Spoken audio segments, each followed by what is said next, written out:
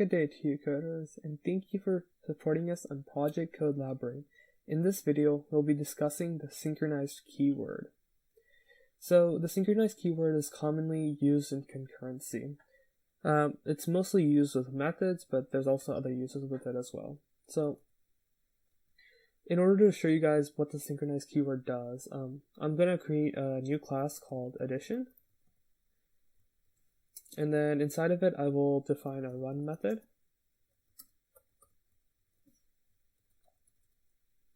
And then I'll also have a variable called amount, and we can just set that equal to 0.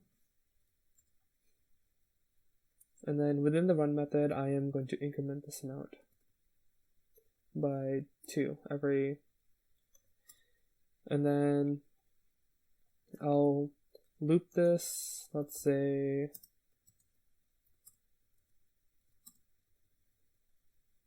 one million times, sure. And then I'll finish off our for loop. And then here we'll make an addition object.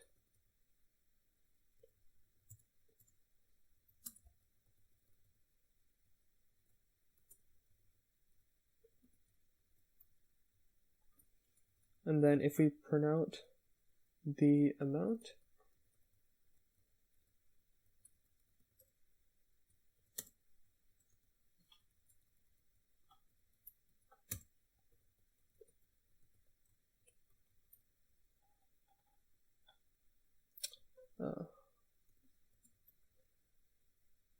you'll notice that we have 2 million.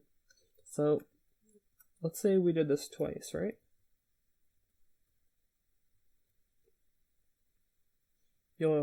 As you expect, you'll have 4 million because you've done it twice. The first time you did it for 1 million times, but 1 million times 2 is 2 million, and then you did it again, so it's 4 million, right?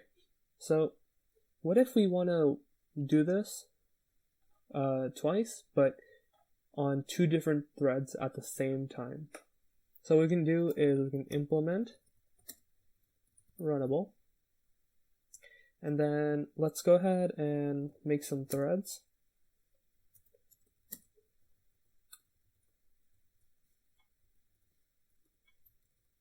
And then let's go ahead and copy this.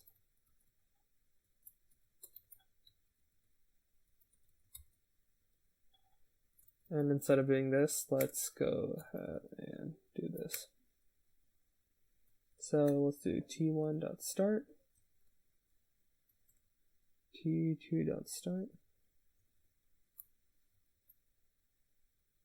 If you do this, you'll notice that the amount is 0, and the reason for that is because we aren't waiting for the t1 and t2 threads to actually finish.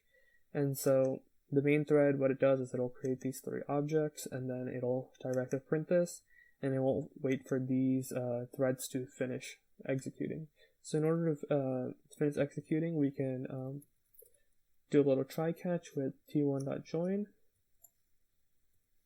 t2.join.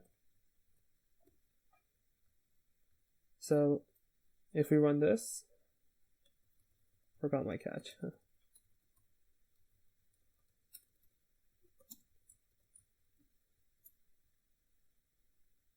You'll notice that the amount is 3,752,348. And you're probably wondering, well, why? Shouldn't we get 4 million? I mean, we clearly saw us getting 4 million when we did sequentially. Why are we only getting 3,752,348? Well, if we just run it again, for example, this time we got 2 million something. And so we're essentially getting some arbitrary numbers. And so the way we fix this is actually through using the keyword known as synchronized. And so just a little background on what exactly is happening, the reason we're getting these numbers. Well, when we're doing t1.join and t2.join, what's happening is, like, let's say we are assigning the amount to a value such as like 2,500,000 or something. And then we're executing the run method, and that will increment it by 2, right?